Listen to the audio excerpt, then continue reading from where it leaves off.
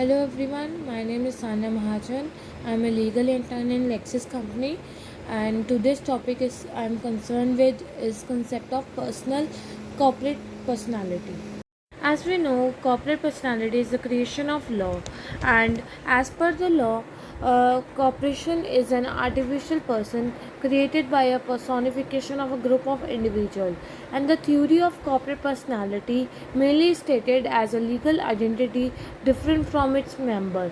And both Indian and as per the English law follows the concept of corporate personality. There are two types of legal person. One is natural and another is artificial. And this artificial person is considered to be as the corporation, and natural person is considered to be as individual person, and thus the creditors of the company can recover their money only from the company, but not from the individual.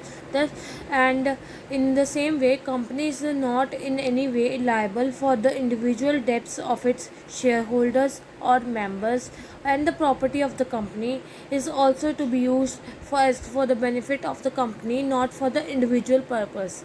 Thus, and if anything is done wrong because of the members of the company, then only the member of a company is liable for that, not the company. And it enjoys certain rights and duties such as rights to hold property, right to enter into contract, right to sue, to be sued in the name of the company. So guys, you got the glimpse of a corporate legal personality, and an important judgment related to it was Salman versus A. Salman. And please do like, subscribe, and comment. Rights and liabilities of the company are different from the members. And in short, corporate legal personality which the company acquires on incorporation confers legal personality and independent status of the company. There is a case study that is Salman versus A. Salman and Corporate Limited in 1897. Facts of the case are: Mr. Aaron Salman was a businessman who specialized in manufacturing leather boots.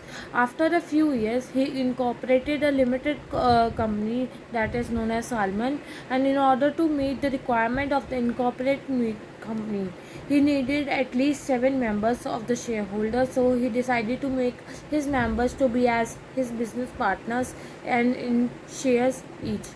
And he was holding a limited company for $39,000, and out of which $10,000 was with him, and other was of the principal shareholder and the principal creditor.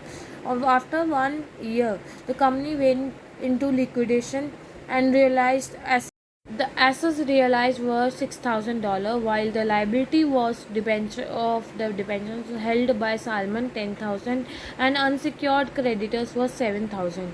An unsecured creditor challenged the right of the Salman to have preference as debtor holder over unsecured creditors.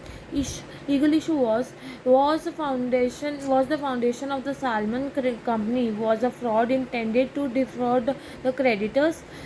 The court said that on incorporation of a company, the company became an independent person, which is legal person and not an agent of a Salman. Thus, as Salman, as a debenture holder of the company, was ought to get priority in the payment over the unsecured creditors. Thus, it was a company's liability towards the debentures to pay their default. So guys, you got the glimpse of a corporate legal personality, and an important judgment related to it was Salman versus A. Salman. Basic concern is to explain you about the corporate legal personality, and thus if you like the video, and also if you want to ask something anything else, you can ask me in the comment section, and please do subscribe the channel and please like my video.